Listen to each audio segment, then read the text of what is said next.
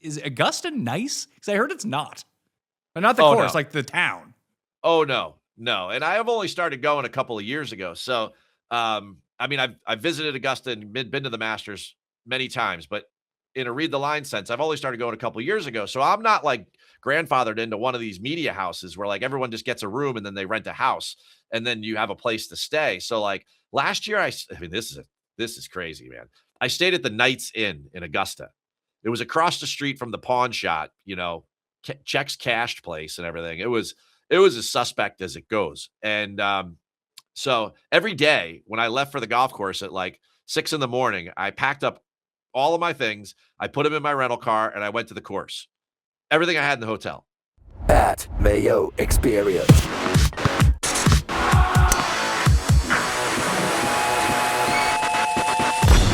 This is the final word on the Valero Texas Open, because starting tomorrow, it's Masters Week kickoff. Keith Stewart from readtheline.com is joining me. You can get his free newsletter down in the description. All my final bets, the wind adjustments, everything Wednesday afternoon in my free newsletter, which you can hit down in the description as well. And Keith, if you do subscribe, just like subbing to the channel or rating and reviewing the audio podcast, you get into a draw for the grand prize, a free HELIX mattress brought to you by HELIX mattresses. They gave me one to give away to people, and I must say, I sleep on them every night. They're quite good. What do you love most about your mattress then? That it keeps me cool throughout the course of the night. But I like that I can, we have 5 different ones in my house right now because I got one each for the kids, one for the spare room, and one that my wife and I sleep on. And you can customize it to what you like. So one of our kids likes a firm bed. One of them likes a soft bed. So I put in firm. One of them sleeps hot. So hey, let's have a cooler bed for him. And then for her, we can get, the warmer bed because she's always running cold. So you can customize it to what you want. And the winner will be able to get to do that. I mean, can you change the temperature on the mattress like every 7 minutes at night? Because, my wife's internal thermometer, it's a roller coaster at times. I mean, if you could do that, then I'm all in for this HELIX mattress. I will definitely put in multiple entries. Well, the biggest one you can get, you get 250 ballots in the draw if you subscribe to the Rabbit Hole, betsportsgolf.com/Mayo. You'll get all the stats for the week, especially for the Masters. You probably want that with so much money on the line, but you get it for Valero too if you get in right now. You hit me with an interesting question before the show, and I'm still racking my brain about it. So hit the listeners with it, see if they can guess along with us. Well, there's been a lot of talk about Scotty, Rory, all these guys not playing for 3 weeks leading up to the Masters. Pat, can you name the last Masters champion, most recent, that didn't play for 3 weeks going into Augusta? Now, I've already off air had some wrong answers, so I really need to think about this now. So you said it's been a while. Yeah. Angel Cabrera. It is not Angel Cabrera. No, sir. No. I'll give you a hint. You mentioned his name off air before, and then you kind of just wandered away from it, and I let it go. Adam Scott. 2013. So all of you playing at home, if you're thinking about this, that someone can't win the Masters because they haven't played for 3 weeks on the PGA Tour, it has happened as recent as, a little over a decade ago. And a lot of this just is schedule implementation. It's not that they had to play the 2 weeks before. It's just someone did always play the 2 weeks before. They used to have bigger tournaments before the Masters. 100%. But it's been a while since, some of the big names have had this many question marks surrounding them. Or, for obviously for a very long time, we didn't have LIV and their kind of spotty schedule. So it's kind of like a confluence of perfect storm here, of events where we have a lot of question marks going in. And, as you just mentioned to me off air, Colin's not playing the Valero. So there's add one more question to the list. That question becomes worse because I bet on Colin this week to win Valero I get the money back. It's not that big of a deal. As I put out to Feinberg, it's like he's mispriced either way. Either he's hurt and he should be WD or 100-1 because he can't walk, or he should be the betting favorite because he's not hurt. I found out he's still hurt. He WD'd. I get my money back. Not a big deal. But I did make a future on him for the Masters, which is going to look really stupid now. It seems like it's a tough situation in Camp Morikawa. Camp Colin, the back might be a little bit jammed up. I'll get full report on that. I go to Augusta on Sunday, and I'll be there Monday through Monday. God willing, I win the lottery on Monday. That would be great. And you can play. You can film. They probably don't let you film you can't do a YouTube golf segment with you at the Masters, can you? I cannot. In fact, this show next week will be recorded much later than usual. As the Can't press film building. on the grounds. Yes, yeah. So, but I can take a still camera. Should I win the media lottery and get the chance to play the National on Monday, the Monday following, then I can take a still camera out there and I'll take plenty of pictures. And certainly we could talk about it the very next day when I'm down in Hilton Head. That'll be awesome. Hilton Head's, I always like to take like a break after the Masters, but I like the heritage so much. Although less so since it's become an elevated event and a signature event, but I still love it so much that I'm going to push my vacation to the week after. Zurich is a good time to take off, I think. Yeah, I think the Zurich is definitely a good time to hit the pause button. In 6 weeks, we have 2 majors and 3 signature events, including a brand new one in Miami. So the Zurich field, I guess they got to call up the Haas father-son duo, or maybe, Hey. You know what? John Daly and JD Daly would be a good team. Well, JD Senior almost fell down that hill in the senior event. I hope he's doing okay. Yeah, I mean, a lot of our superstars have been falling lately, Pat. I don't know what to tell you. Yeah, it hasn't been good. I mean, I know that you're probably pretty plugged into the Tiger situation, but is there any chance he still plays? Because I ran it by Feinberg that if he just wants people to forget about this stuff, he plays Augusta and plays well, like for him at this point of his career, that people start to forget about it a little bit.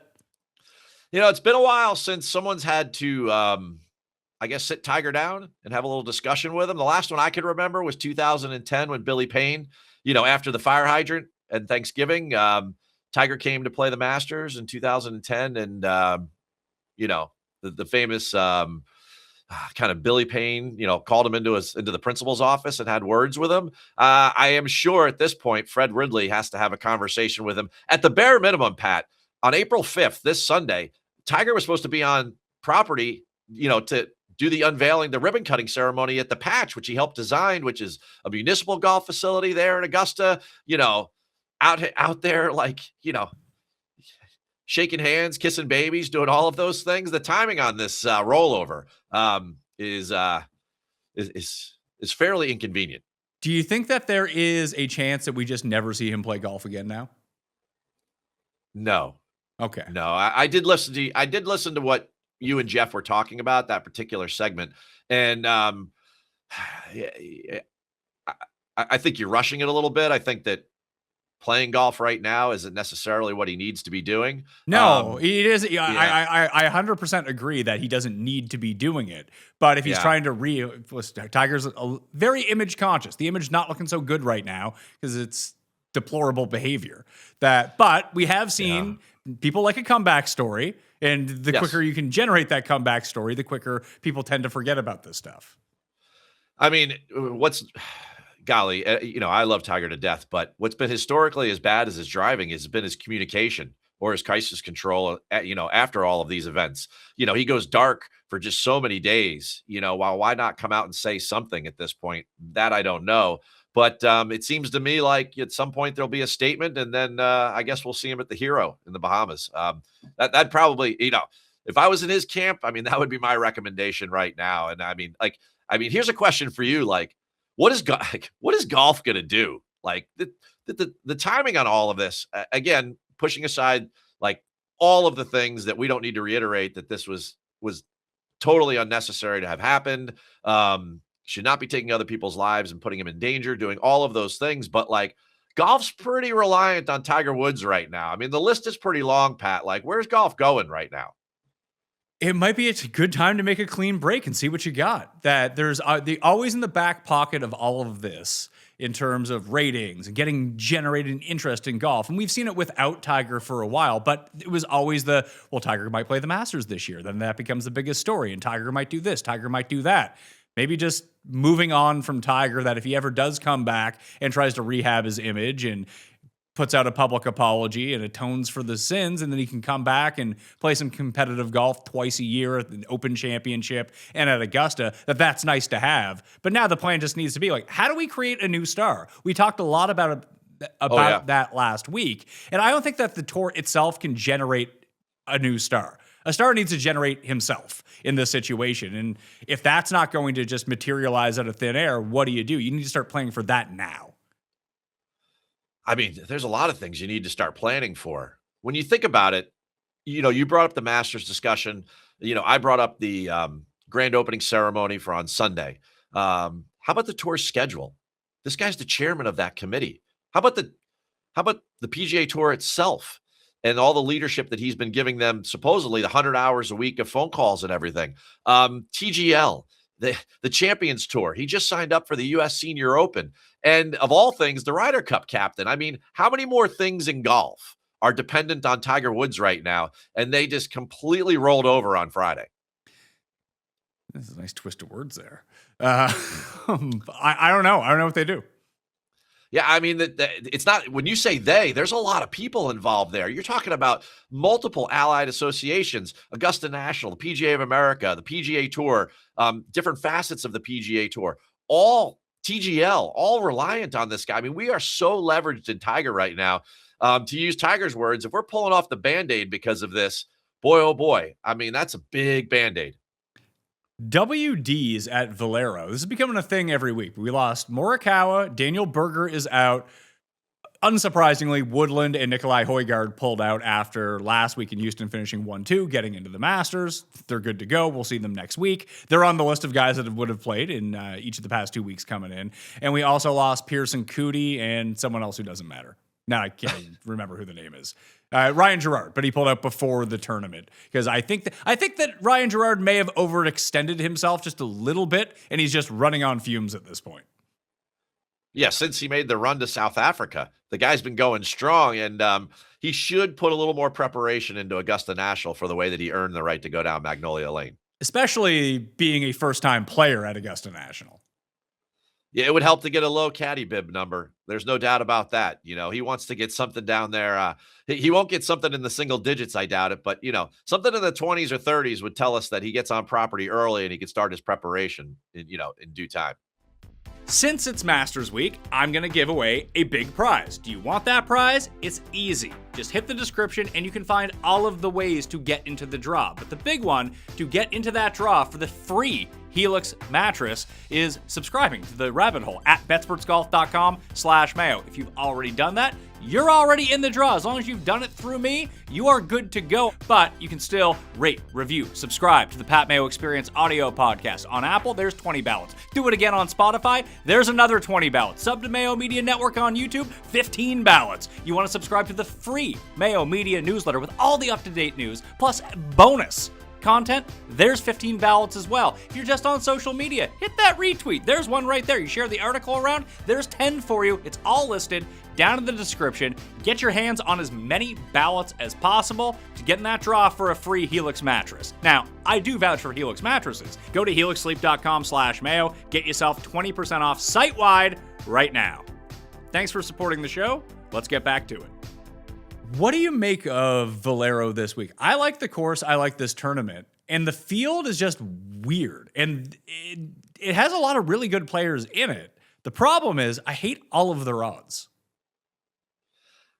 All right, so there's two things to unpack there. The odds, I very rarely say this because everyone always complains about the odds. I wish the numbers were lower, blah, blah, blah. But there's like 10 guys in this field under 30-1 that have never been like favorites in a tournament in their career. It's pretty wild how short this entire field is, especially now you talk about, Colin no longer being in the field and, Nikolai Højgaard dropping out, like some of the better players who had been someone we might have featured. But I think it's much like Valspar. I think the Valero sits in a very bad spot on the calendar. This is a really good golf course that has, that mid-teens average winning score. The cut line's usually over par. You have to be very well-rounded here. It's one of the few golf courses that really makes you pay attention to short game, bunker play. Some of the little nuances of the game that are fundamental to like winning really get tested here. I love this event for that. But then as it turns out, like the only one that I find that's like really was fun and memorable in the last couple of years was the Akshay, Denny. The Akshay Denny dumps into the creek while Akshay's getting a shoulder massage. Like that was like one of the most memorable ones. And I can always remember Spieth hitting it on the building for what reason I still can't figure out. But like overall, like this is a very, very fun venue to research. And they've been there for a long time. I just wish it got better fields. I wish it did too. And I'm not complaining about the strength of field because we do have 10 guys that are legitimate threats and the odds reflect that. And they've just all been clumped together because I don't even think the sports books really know. Like, it's funny to see Hideki so far down the list when there's other guys ahead of him that it almost leads me to like, should I just bet Hideki? Hideki's had some success here. The driver's been the question would really be with Hideki. It's not the short game. He could definitely find the putter. The approach game, it's been solid all year. It's can he put the ball in play off the tee? We'll obviously get into some of the different skill sets that we're both featuring, but driving the ball is supremely important here. The San Antonio region has been in a drought for like years. And although they're going to get some rain during the tournament this week, it's been extremely dry out there. The place is going to be firm and fast. They're talking about growing more rough, and these guys are going to get some bounce from these fairways. They're going to have to keep it pretty tight off the tee and put the ball in play. And for Hideki, that has been something this year that has kind of somewhat held him back. It certainly held him back when we had him at WM Phoenix Open. Certainly the short game helps him get it done, keeps him close. Hideki to me also seems like somebody who's really live for next week and could be looking ahead. Really? Why do you think that he's live for next week if he can't drive it? At the Masters? Yeah. Because there's far more room. There's far more room off of the tee, and there's horses for courses. That's not to say that this isn't a very predictive venue, and he has had success here. I also think that a lot of guys in that Hideki elite level use this as a preparation week. I don't think Ludwig's in that case, but I think that guys like Fleetwood Hideki could certainly be caught looking ahead. Colin, I would have said that this was totally a figure it out week because Colin had been injured there at the Players and there were some unknowns there. Now Colin's gone, but I would lump some of these other guys into that conversation. So if we look at the very top, the best players in this field, so you got Ludwig, Tommy, Spieth. Spieth at 17-1 is hilarious with some of these other names. Not saying that they can't win, but like, come on now. It's beyond hilarious. It's crazy. Henley, Bobby Mack, Straka, Siwoo, Hideki, McNeely, Fowler. They're all in this like upper echelon. Those top 10 guys are all 30-1 or below. Most of them are right around 20-1. I've bet on Straka. I bet him early week because I bet Straka every week. Although fantastic win player, hits it accurately, very good with his irons. When you think back on the guys that have won at this course in the past, they are just really just great ball strikers. You need to chip. You need to get up and down. You need to make a few putts. But if you tell me this is a venue where Corey Connors has won twice, I'm not going to put the most stock into chipping and putting. I still would put a lot of stock in around the green acumen, but I would not put it in putting. I think this is a just don't three-putt course. In many ways, that's a good preview for next week over there at Augusta, although the greens are very different. But you got to drive the ball well. You got to hit it left to right if you're a right-handed player. That gives you a huge advantage here. Look at JJ, look at Connors, look at all these guys, the way they fit these fairways. Norman was the same way with the way he hit the ball. Certainly that's his tendency. Norman was one of the greatest drivers of all time of the golf ball, and his golf courses always test the driver. They always put a premium on like elite driving. And if you can fade a little left to right, much like Jack, Greg like that as well. Those are some of the trends that you got to look at. The approach play is very unique too for what the skill set is here. The average par 3 is like 201 yards, but you've got to be able to score on these par 5s and the short par 4 from like under 75 yards. So it's a very bipolar kind of approach skill set that you're looking at. People say like, well, you got to be able to run the full gambit. I feel like you really need to be good on the bookends.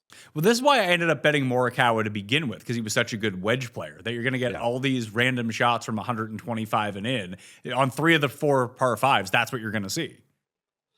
I think if you go to the top of the board, like a really good example of this is like the comparison between Ludwig and Tommy. Both are incredible ball strikers. Both are world-class players. Both are good enough on the greens for sure. It's when it comes down to short game. If it comes up to Sunday and we know that Tommy's that much better, from 30 yards and in than Ludwig, you have to give Tommy the advantage. And I think that that's the way that people need to handicap it this week. I agree with you. And we start taking a look at from 5,100, like hitting it inside, 5 feet, that kind of thing. Like the guys that really do stick these approaches really close. It's like Hideki. Hideki's the guy that does it of all of the top end guys. Then it's Fleetwood. And then you're looking at like Straka would be the next one on the list. Yeah. At the top of the list, I'll just get into it right now, but I think Bobby Mack is super live here. So I think so, yes, only because his approach play has been bad.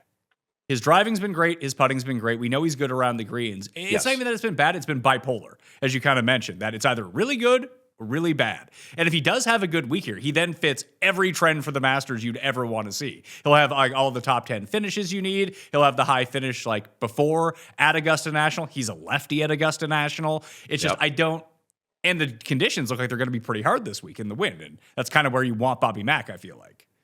Absolutely. And we've seen just in recent history that lefties have done pretty good at Valero.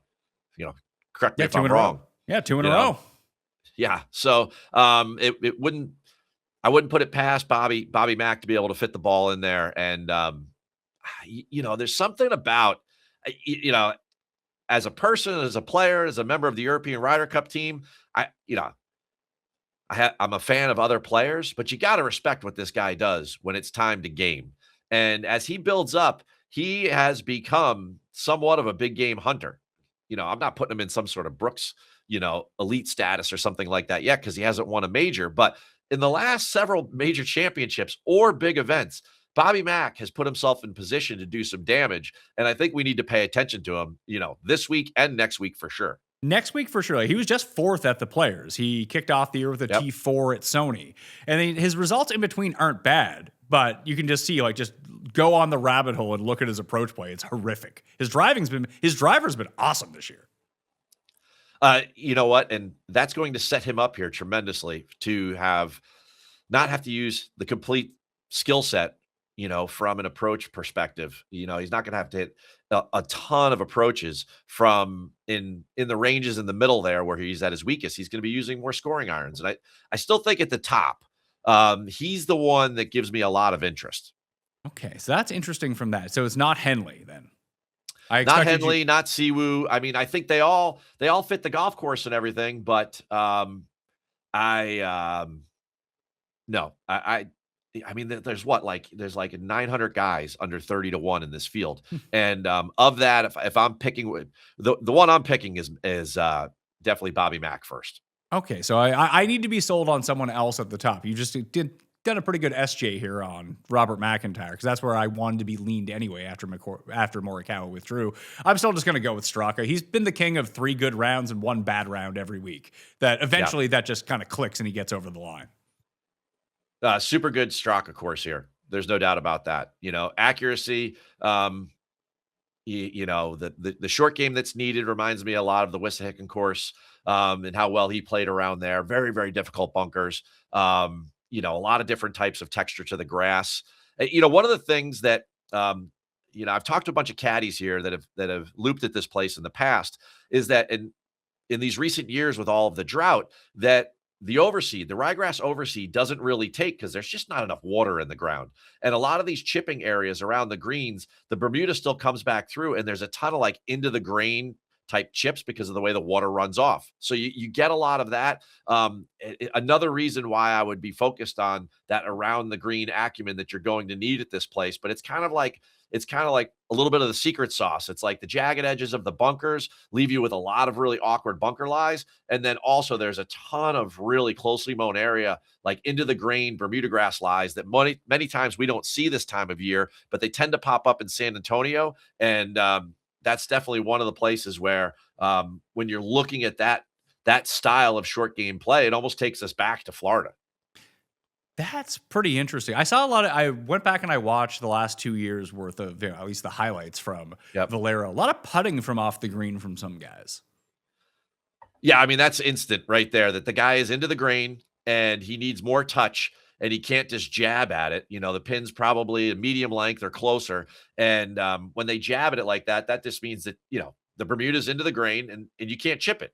I mean, everybody's done it and it doesn't work. And it doesn't work for the best players in the world. And when you see those guys start pulling out the above average or average short game players on tour, when they're pulling out putter, then that really tells you something. You start to see Ludwig's pull, Ludwig's from, he played all his college golf in Lubbock. He's been out there, in Texas.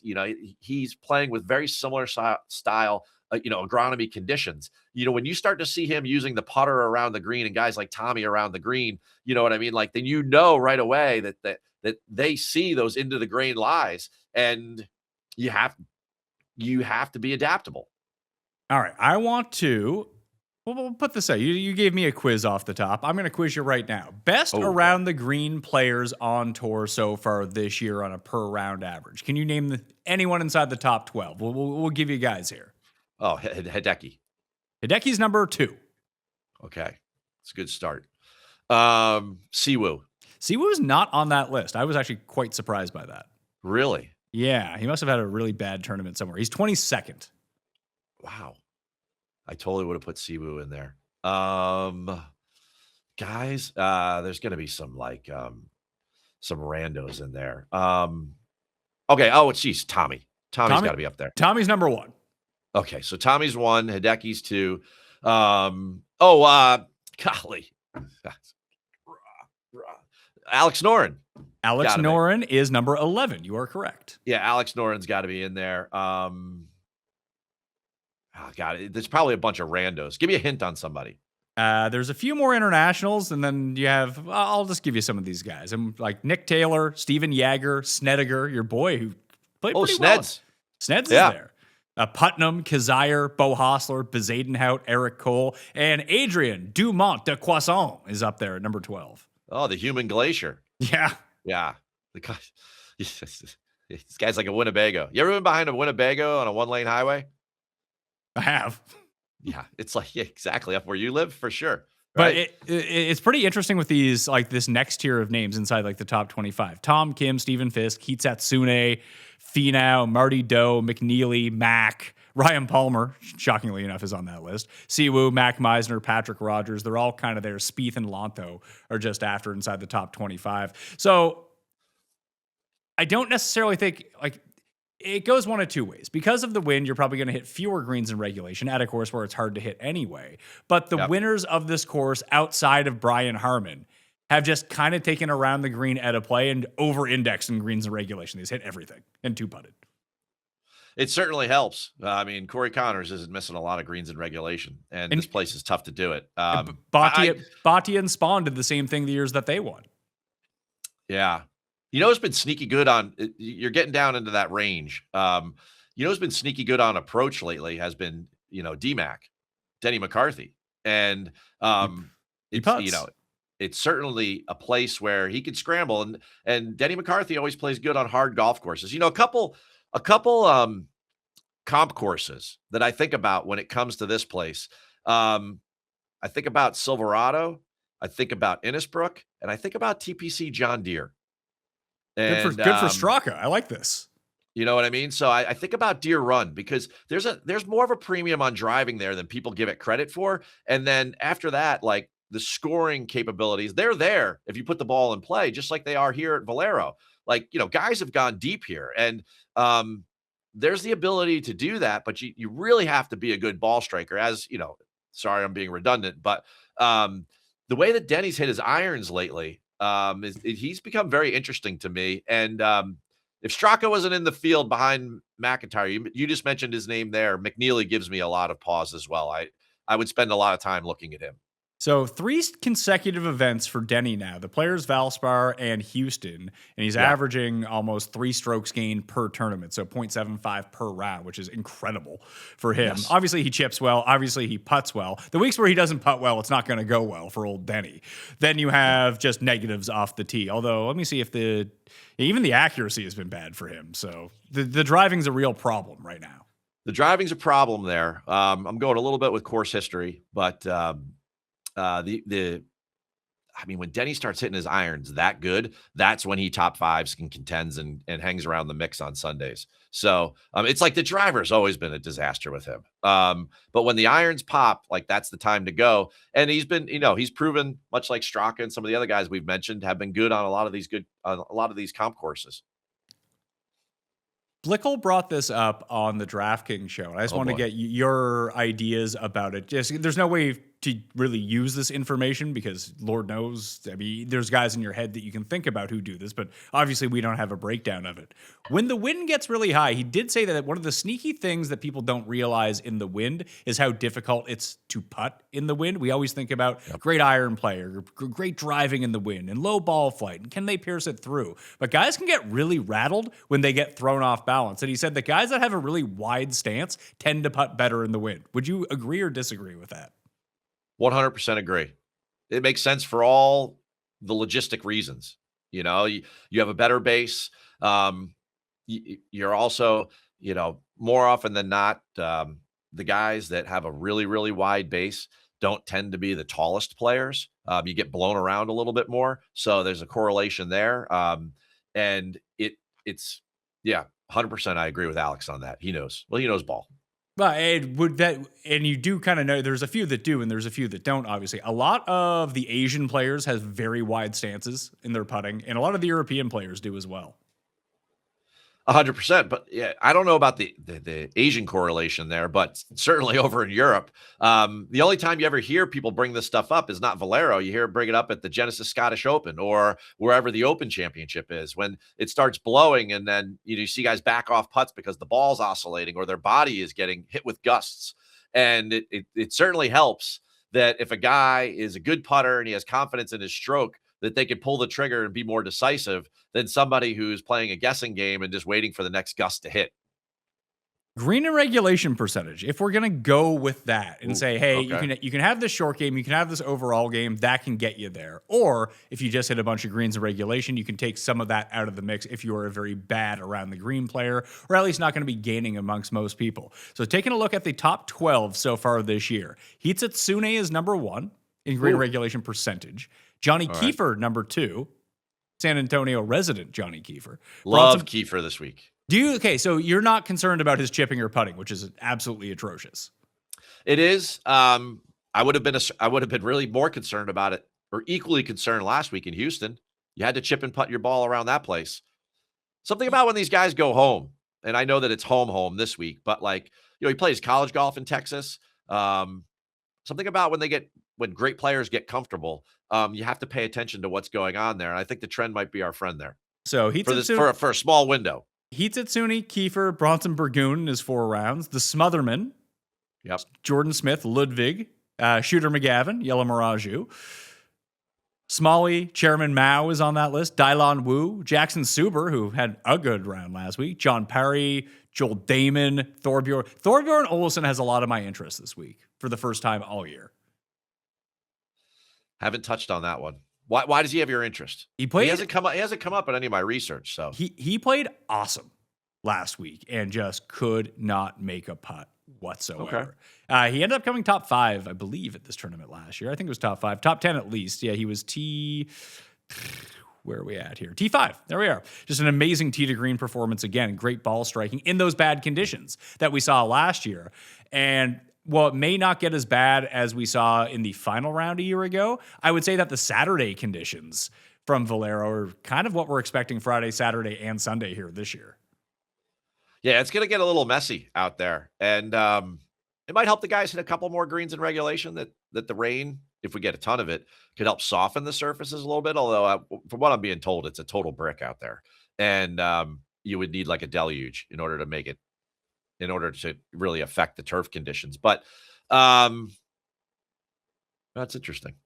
I just thought of guys that play well in difficult and windy conditions. He's always one of the names that pops up that you give him benign conditions where you need to go out and shoot 64 every single day, and he's just not going to do that. Yeah, I mean, some guys, we've mentioned a bunch of names so far that they just play better on tougher golf courses because they don't have the ability to shoot 63. They can, but they just don't do it in tournaments, and that makes a big difference.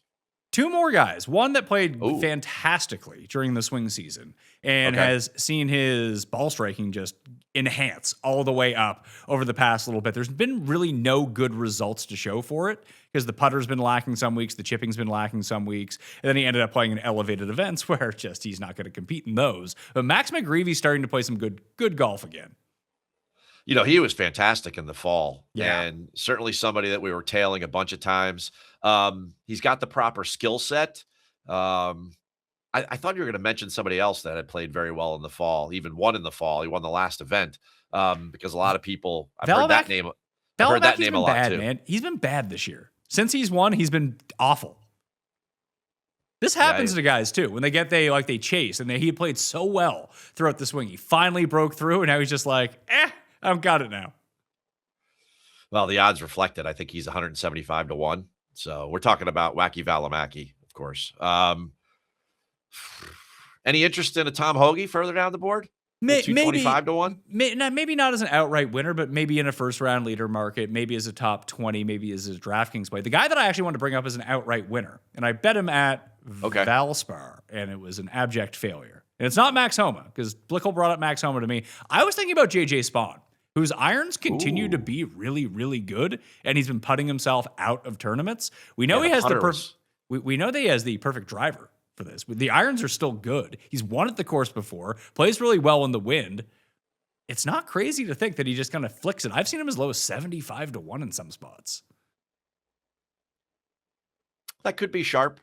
It definitely could be. I mean, he had a huge turnaround at Valspar in his ball striking, and we haven't seen that all year. You know, maybe he's starting to shake the imposter syndrome from being the U.S. Open champ, and he just went back to being JJ Spawn. And after a big week at the Players, now, if he starts striking the ball like that, this place has proven that, again, the predictive nature of it, that, you know, they support their heroes there at the Texas Open. You know, if you've played well there before on the Oaks course, chances are you're going to play well there again. I think last year there was only one debutante in the top 17 on the leaderboard. I mean, that's like Augusta-like. You know, like you have to have course experience with which to contend here. And to have one guy last year on a tour that has a lot of really, really good players that, you know, a bunch of guys may have never played the Valero Texas Open before, not one rookie or anything that had ever played it before. And to have one guy in the top 17 last year finish that had done it in his rookie run, to me, that kind of like catches my attention. Let's get to the bets that we have so far in this week. Congratulations on hitting another LPGA winner last week. Woohoo! Hooju Kim, back-to-back weeks, and I think she's pretty live for Shadow Creek this week. There's a lot of similarities. If you remember back in 2024 when Nelly ran off 4 wins in a row, she did, you know, California, Arizona Desert, into Shadow Creek, into the first major, the Chevron. She won all 4 of those in a row, and it requires a very similar skill set that we're going through right now. Hooju Kim's won 2 in a row, but she's like 44 under in her last 2 weeks. That's good. I hear that's good. That's like Gary Woodland in Houston good. I mean, yeah. What's Gary back-to-back there? Like 40 under in 2 years? Yeah. I mean, crazy good. Yeah. So I think Hooju, you know, when you go play Shadow Creek, I've been fortunate enough to play there before. And it you know, you think about Taylor Montgomery growing up there. What's one thing Taylor Montgomery's great at on the PGA Tour? And that's putting. You have to be able to really, really putt well at Shadow Creek. You could spray a little bit. But it helps to have a great short game and putter there. So if you're looking at the ladies, I would lean in that direction. Let's talk about this tournament. Here's what I got so far. Yeah. I played all these with the 3 places, and just I don't know what I'm doing this week. I got Straka. I like that. I got him at 35 to 1 with the 3. Old Yella, I missed out on the big 140 number because I don't have access to the book that was offering it. So I have him at 75 to 1 with the 3 places. I have Austin Smotherman at 125, Nick Taylor at 160, and Andrew Novak at 160. Nick Taylor actually rates out really well and is not playing as poorly as maybe his results would suggest. Nick Taylor could be a sleeping giant this week. This is like totally the type of scenario where he gets into a very difficult golf course. Things start to come together in areas that haven't been working lately. We all know what they are. And then all of a sudden, come Sunday, he's in the top 5, and then the guy's a dog. So he's come up a lot in my research. I don't know that that I'm going to pick him to win. But Nick Taylor's definitely a great, I think, DFS play. I think he's a great placement prop. I think head-to-heads. I think live. You're going to see a lot of Nick Taylor opportunities depending on how the pairings work out. Or if you just have access to the site that's open 365 days a year, you can get him up at 160 right now, up from the 100 or 90 or whatever the hell he's going to be at. But the other guys that I've been swimming around, Spawn, William Mao, McIntyre, as you mentioned, Tom Kim was another one that kept popping up for me. I don't want to waste I waste my money every week anyway with most of these bets, but I don't have a lot of money invested now that Morikawa has WD'd. I'll probably end up taking like one more of these guys, and I'll have all of the final plays with the write-ups in the free newsletter coming out on Wednesday afternoon. I just wanted to run it by you that outside of McIntyre, is there someone you want to sell me on? At the top of the board? Or anywhere on the board? I have very strong interest in Denny, Johnny Kiefer, Bobby Mack, for sure. At the top of the board, I'm going to go way too deep in guys that are like under 35 to 1, and I'm really going to pay attention to what happens before I publish and see what the highest number I can get on some combination of, whether I want to dance with Mav, Straka, Siwoo, something in some combination of one of those with Bobby, and then maybe just 2 or 3 guys way further down the board. The move is just wait. Or if you're in Canada outside of Ontario, the PME exclusives tab will have Seb Straka boosted up to, I believe, 33 to 1, which is probably the best number you're going to find on Seb Straka. When I come visit you this summer, I've got to get myself an illegal Canadian passport, so that way I can start using your boosts. Hey, listen, you don't need to have an illegal Canadian passport. You just need to be in the country to use it. Okay, well, I'm not. Last time I checked, New Jersey's not that close to the border, but I'll work on it. You can open up an account and make your wagers, win them, then you can go home. It'll be great. Pay for the entire trip. You got a good VPN site? I do. Hey man, I don't want to get in any betting trouble. You know what I mean? I suppose that's true. Yeah, you don't need to be in trouble here. I just thought that Spawn was interesting. It's 3 weeks in a row, players included, that his irons have been awesome. The driver's been a bit wonky, but I don't worry about him off the tee as much, and I do like him in these harder conditions. So it might be Spawn for me.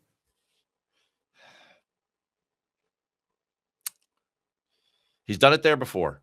So I think that I'm not going to do it. I'm not going to tail it, but I can loosely justify it based upon how predictive this golf course is. And I touched upon it earlier.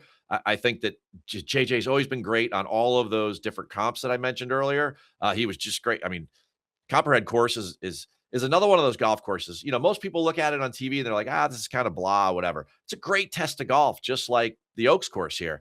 Guys that play well there are going to play well here. So I think JJ checks a lot of boxes. I'm not going to go there, but it wouldn't surprise me at all if JJ has a great week in the Valero. Look into William Mao as well. His tee to green has just been impeccable here for a month now. If you're looking further down the board, like maybe a DFS play, value play, or something like that, I think somebody like Chad Ramey or a Matt Wallace, I mean, all of those guys, they're always right around triple digits in this field. I think the two of them are certainly guys to keep an eye on. Think you know ball? Prove it on Underdog and bet the bracket.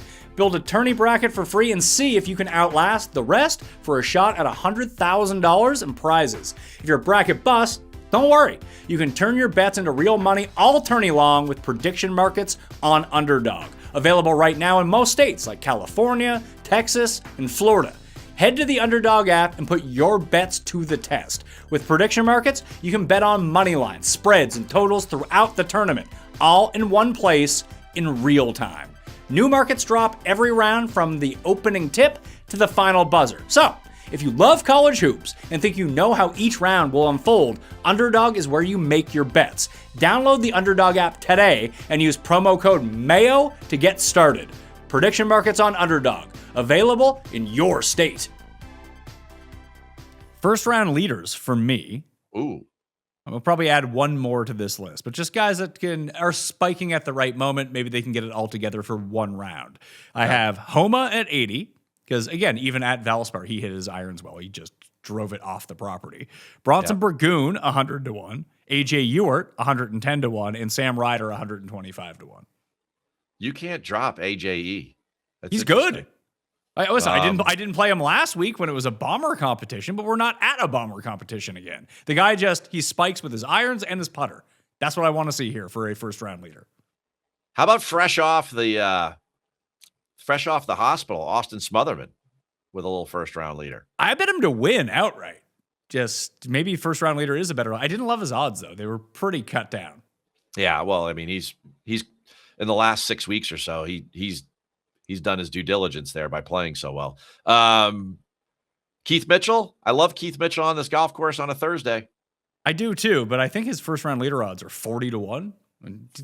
47 down here. That's not bad. I try to go 80 and above, although I made an exception last week. I had a wager on Gary Woodland for first round leader at 66 to 1. The only round he wasn't leading after. Yeah. Still loving that Nikolai Hogard bet. Anyway.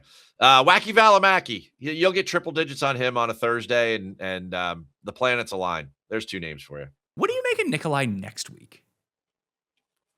Doesn't he kind of fit everything that you'd want to see? He totally does. And he was awesome. He was awesome in his debut at the Masters. Yeah.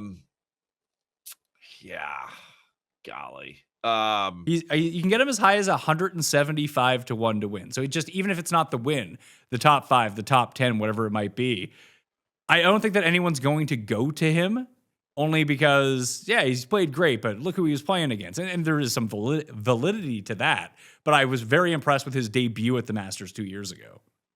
I think 100%, if we're talking about the prop market, I think Nikolai Hogard is a very, very strong play. I mean, the guy has played really, really well. He had one misstep a couple weeks ago, but other than that, the guy's been strong. He's been consistent. And I think going into there, he has what's required. He has the driver. He's hitting his irons very, very well right now, but he's got the short game and the putter. I mean, some of those short game shots until Sunday, but some of those short game shots that he hit all week were really, really stellar at Memorial Park. And that's not an easy place to get around.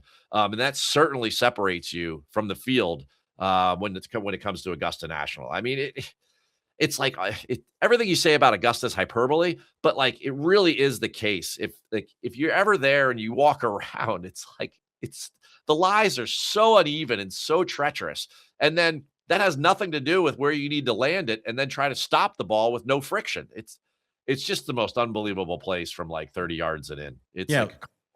Looking at so last year went very poorly for old Nikolai at the Masters. He also wasn't playing well last year, which is something to probably consider, that his lead-in form wasn't very good, where it was pretty good the year before that when he had finished second at Torrey Pines coming into at least somewhere else in the year. So 2 years ago, his approach play was not awesome. The driver was awesome. The chipping was awesome. And the putting was really good too. And now he's hitting his irons well. Yeah. I mean,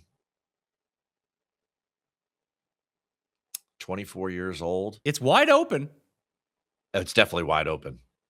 It's wide open. I mean, where all the steam right now is between Rahm and Xander coming in, it's wide open. This thing is totally wide open. And it's been what? 12 years? No. Well, yeah, 12 years since somebody didn't play for 3 weeks and won the Masters. This thing is totally wide open. It's good.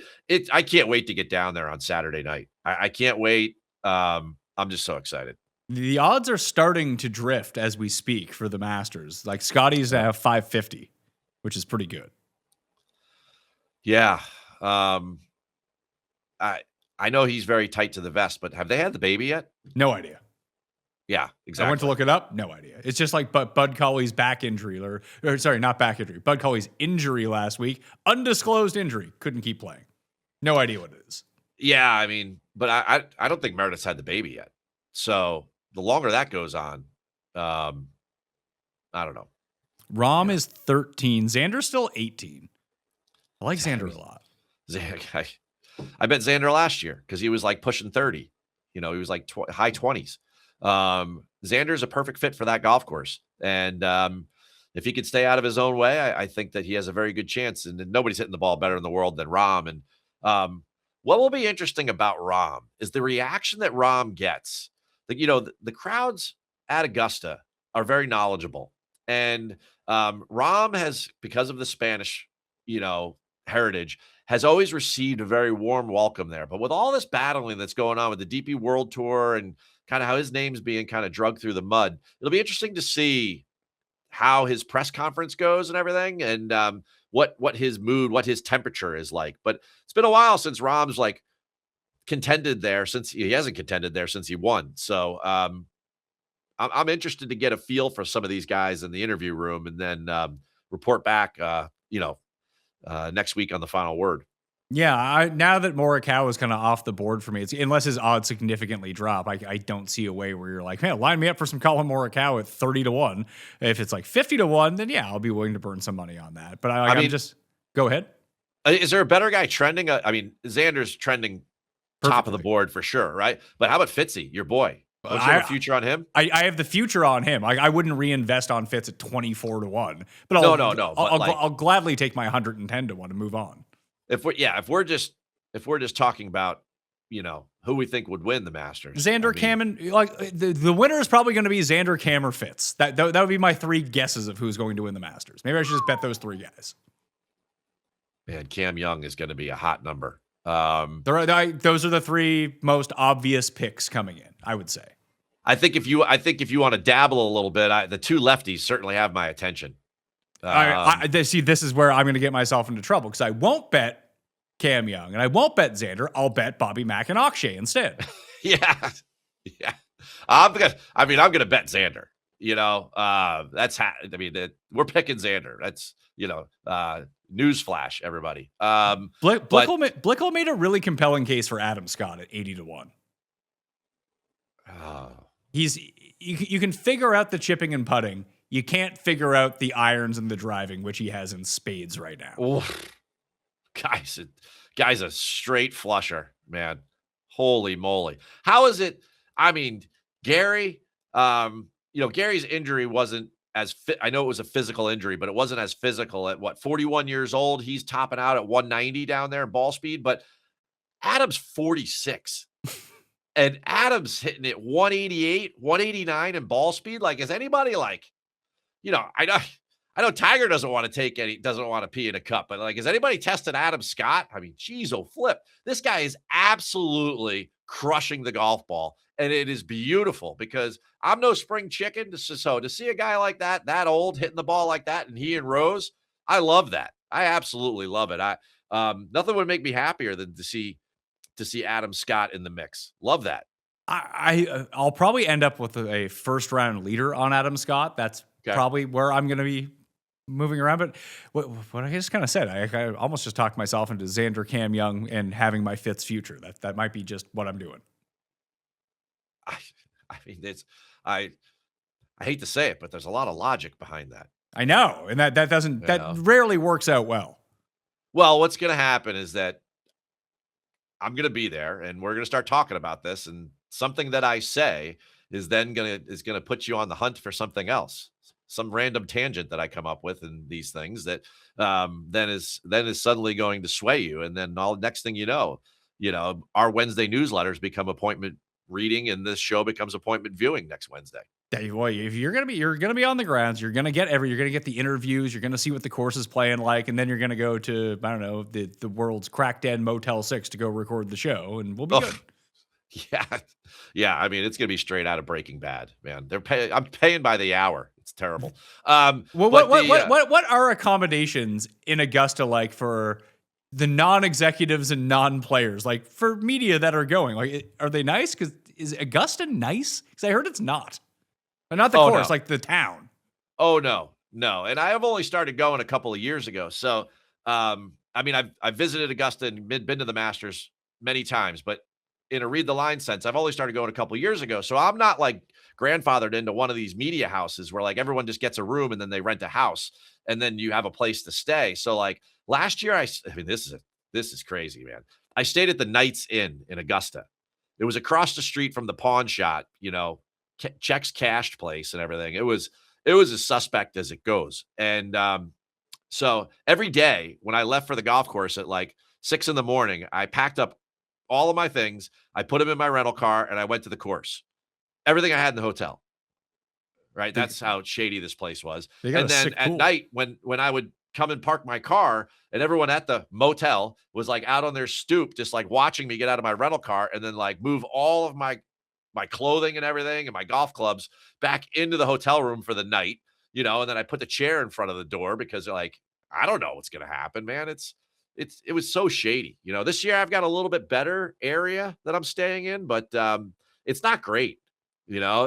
Which is funny because it's like it's such the polar opposite from the experience that you have once I pull into the press lot, which is right there on the property, right next to the press building, and it's by far the greatest media experience you could possibly have. I think in all of sport for sure. I can't imagine that there are press amenities that are any nicer than the press building at Augusta National. I just can't. I can't fathom it. There's a restaurant where you can just go order lunch and everything. There's no like, it's not like I would never I won't even use the other word of like a buffet or a cafeteria. I mean, it's like, it's immaculate. And your workstation has, it's got more monitors than, an emergency room. It's unbelievable. Like you can watch everything. There's, if you love data, like you could just dive into all of that. You have all these different screens. And then probably the most fabulous thing about it all is all of the international media, all of the different media from all the major outlets that come in. And then when they start asking questions in the press room, this is kind of like a little nuanced thing that I very much enjoy. I will not miss any interviews because the interviews get very telling because it's no longer like Bob Herrig and Doug Ferguson and Rex Hoggard asking all of the questions. Okay. They start getting real New York Times type people coming in, global newspapers.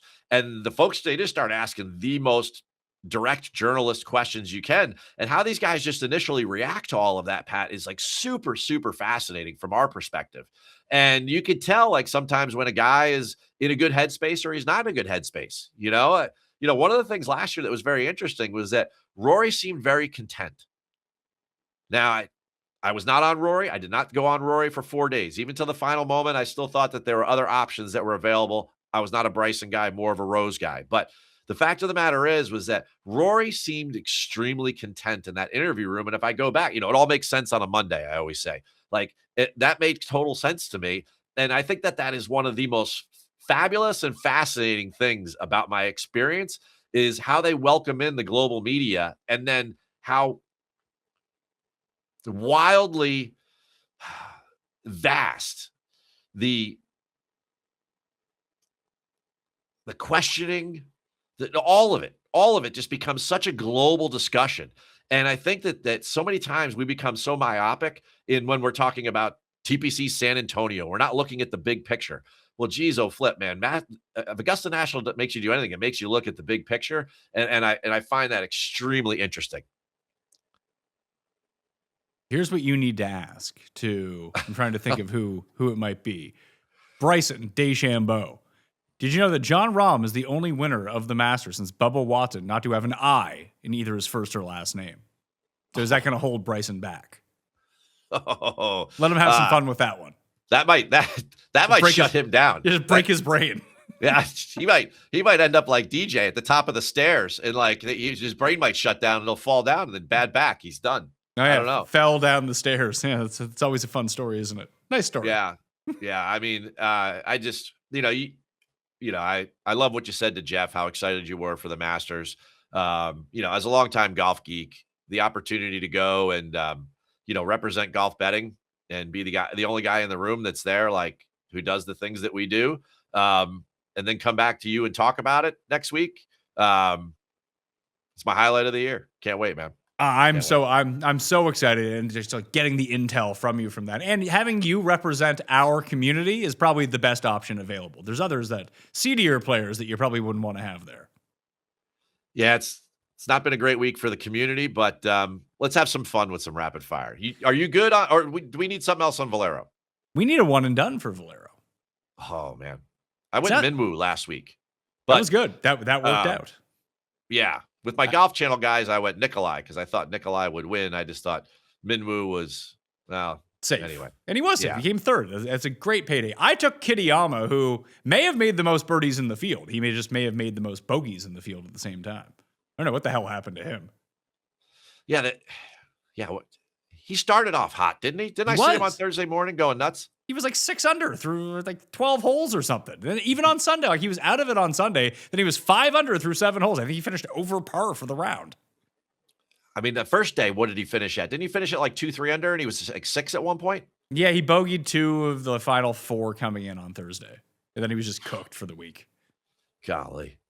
I had Stephen Fisk in a Sunday matchup. He finished double bogey to lose his matchup by one stroke. I don't hate Stephen Fisk this week. Yeah, I mean, he's that type of flusher. You know, a kind of a weird, different type of setup. You know, I've looked at Country Club of Jackson before as a comp course for this, and I don't see the correlation there. But certainly from a driving perspective, you got to put the ball in play at both places. And Stephen Fisk, he's good at that. Feels like Bobby Mack might be a good shot here. Straka, I think, is another good shot here if you want to take them, because I don't know. There's other places, obviously, where you can use them, but these seem like good enough places. Maybe not Bobby. Maybe you save him for Scotland or the PGA Championship. But Straka rates out pretty well, does everything that you want, and I don't know exactly where else you would use him. I think Straka could win a signature event, so I'm going to hold on to him. I bet him to win the Open Championship, but again, I lose all these bets. So, well, no, but like, I just. So would it be the next tier of guy down? Like, would you be considering more of a Mav McNeely then? I think Mav McNeely makes a lot of sense. The one name I was going to bring up, if we're in the world of feel-good stories right now on the PGA Tour, I think Ricky Fowler, the way he's striking the golf ball and hanging around leaderboards. If he can get me $500,000 on, this week or 400,000 or 800,000, I mean, I think that's an interesting play. I'm not going to use Ricky anywhere else unless he shows up at the Rocket or something like that. So you wouldn't go, like, you wouldn't burn a Fleetwood, Ludwig, Bobby Mack. Spieth could be someone you could use. I think Spieth's super volatile this week. I mean, he just screams to me like me missing the cut at Valspar all over again with my one and done pick. And then I'm like, then I'm just cursing this conversation. Yeah, but I think that people need to realize that a T11 is no different than a miscut and one and done. It doesn't mean anything. If you're not finishing inside the top 5, then it's useless. And Spieth is a guy who can finish inside the top 5. Yeah, I don't know about that. If I had a head-to-head with you and between Ricky and Spieth, I would take Ricky. I would take Spieth. We can bet that. You want to go straight up on that? I'll bet you on that.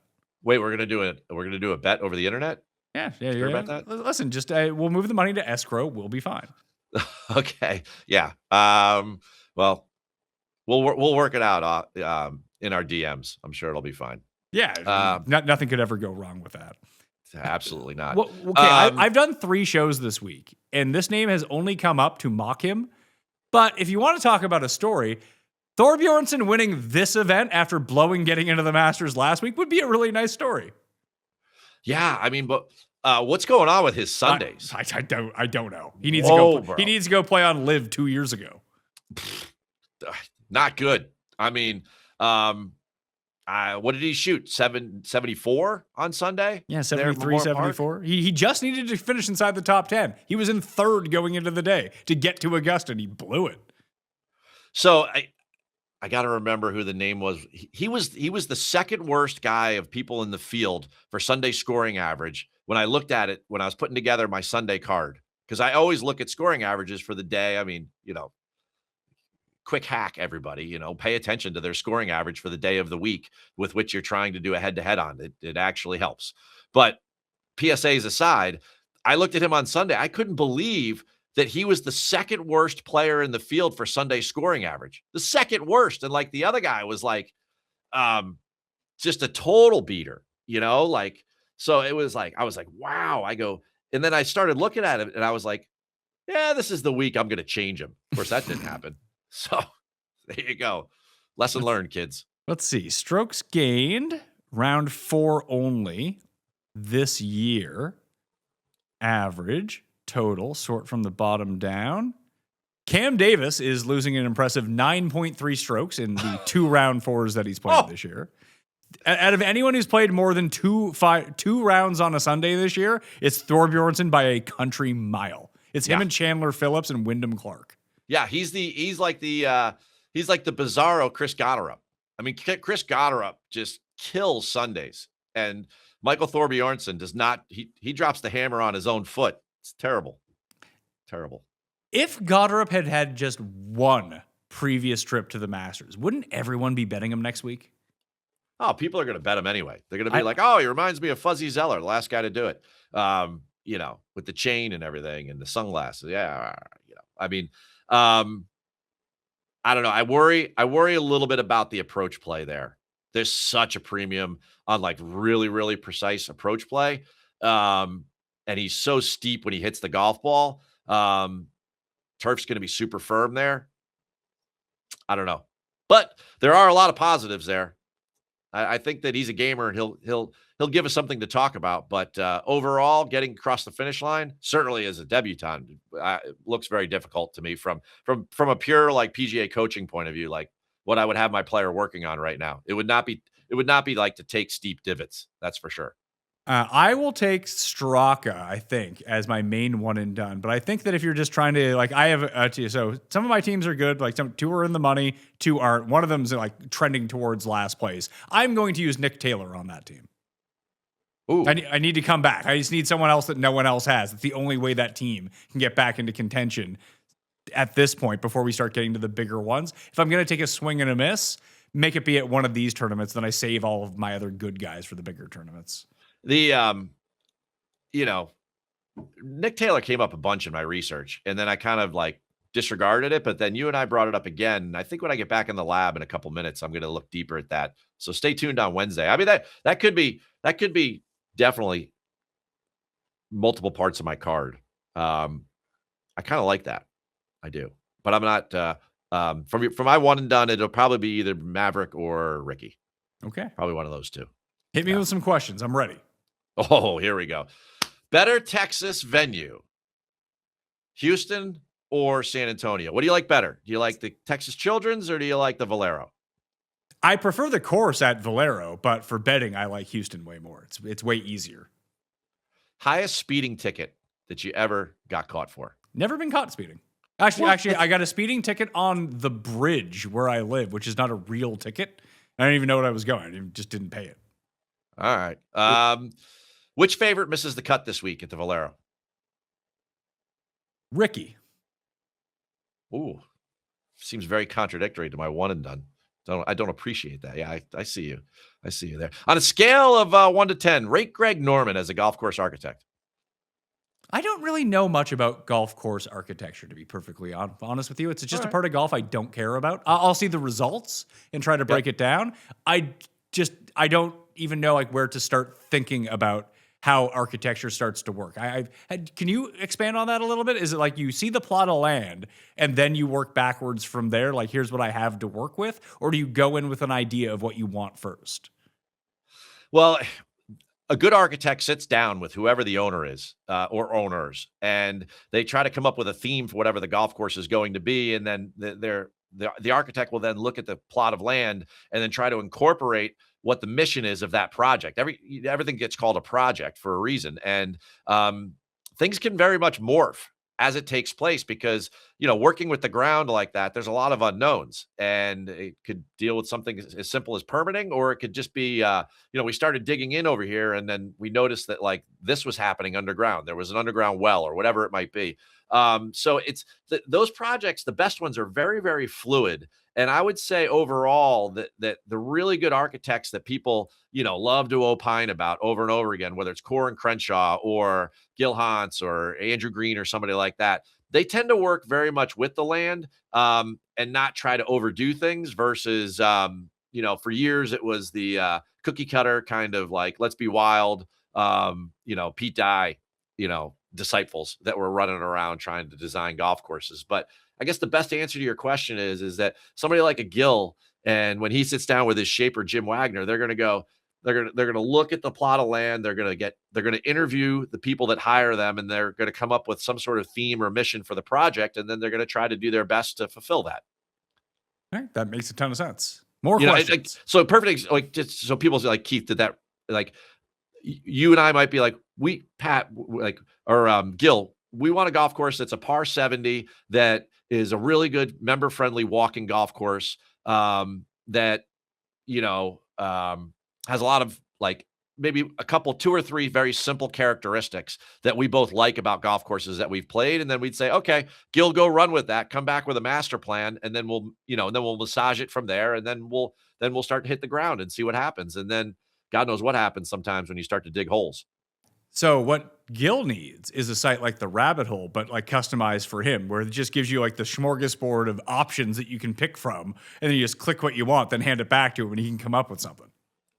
Hey, I'll give Gil credit, man. He must be using the Rabbit Hole. He picked Cam Young in the Golf Channel pool that I'm in with those guys to win the Players. So the guy's leading he's leading the bracket. You know, he's probably just tailing Kenny Kim. Kenny Kim's 3 winners in a row now. I mean, fire. It's on fire. Yeah. 3 winners in 3 years. Well, I can't think of a better person. After Gary Woodland having a win this week, I'll give it to Kenny Kim.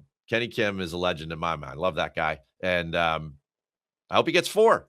And I hope it's one of the guys that we have. Yeah, that's what we want. We want the guys that we have to just correspond with what he's doing right now. Yeah, I have to watch Fantasy Golf Degenerates, correct? It is. It's up on Mayo Media Network right now. Woohoo. All right. Right next to the final word. All right. You can only pick 2. Now you're sitting in with Brian Rolap. We're getting ready for 2027 or 2028, whatever it may be. And you can only pick 2 of the Texas venues. Pat, there's 5 of them to maintain on the schedule. Which 2 Texas venues are you going to take? This one for sure. Okay. So we have Houston, Valero, CJ Cup. It's Colonial in this.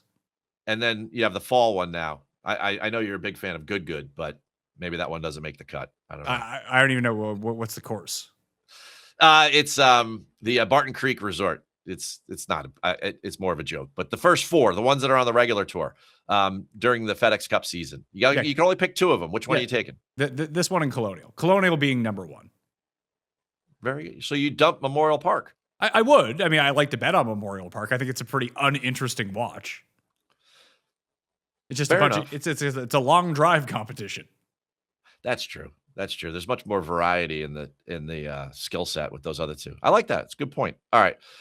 What is your favorite condiment? Sriracha. Ooh. 0 cal. Put it on anything. But it has the texture of ketchup. It's not like the watery hot sauce. It's more of a thicker paste hot sauce, which I do prefer. Every week we get a rapid fire highlight. Jared, cut it and pull it. Next week, who plays better, Scotty or Rory? I'm just gonna say Rory as my default answer to all of this because no one is even thinking he has a chance to win next week. Yeah, I mean it. And I bet his odds drift. He's already he's at 11. I bet you we see a 14 on him by the time next week rolls around. That's exactly my point. The video game you've played the most in your life.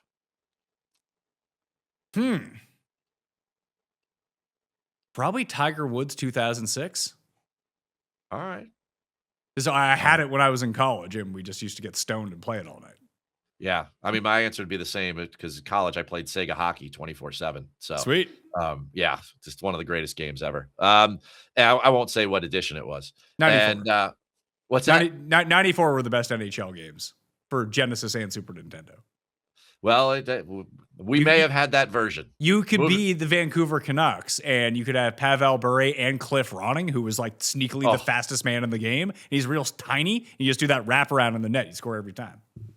Decent goalie there, too. I'm pretty sure that the 94 Vancouver Canucks were pretty good. They weren't as good as one other team, but they were definitely pretty good. That was the first time I can remember in my life, because I was a huge fan of the Canucks growing up.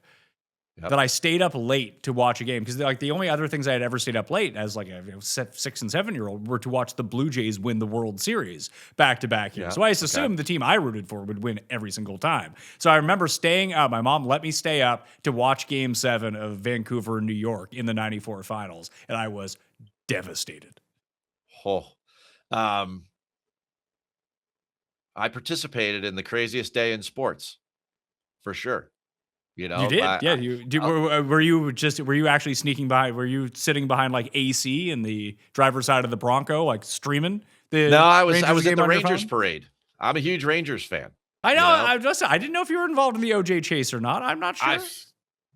Could have been the Knicks game. Could have been Arnie at Oakmont. I could have been there watching his last U.S. Open. Could have been the World Cup in Chicago. I mean, what an amazing day in sports. Anyway, I'm a huge Rangers fan, but so it's interesting we went back there out of that question. One more for you. Describe Gary Woodland's win on Sunday in one word. Nice. Well, Pat, you know what's going to be nice? Next week at Augusta. Take us away. And Seb Straka winning this week. We get all the bucks. That would also be very nice. And you can get a boost on that number at coolbet.com right now if you're in Canada outside of Ontario, like myself. And many of you, 2/3 of the population are outside of Ontario. So you can go figure it out at coolbet.com right now. Hit the description and get yourself a bonus and get the best numbers around on the guys that I boost up. And there's some pretty good Masters numbers lingering out there too if you want to get in. Readtheline.com for Keith, the YouTube channel as well, and his newsletter is down in the description, as is mine, as are all the ways to win that free mattress. There's going to be Titleist golf balls. There's going to be cash. Just get yourself in that draw because it really helps out the show for Masters Week, which starts tomorrow, Thursday, on the Pat Mayo Experience. Hole by hole breakdown. Me, Michael Kim, flyovers, green slopes. It's all there. As a guy who's playing in the tournament, played it last year, breaks down every tee shot, every approach, every putt for each of the holes at Augusta. It's one of the best shows we've ever done. So I hope you check that out. All right? I'll see you next time. Mayo Experience! Experience!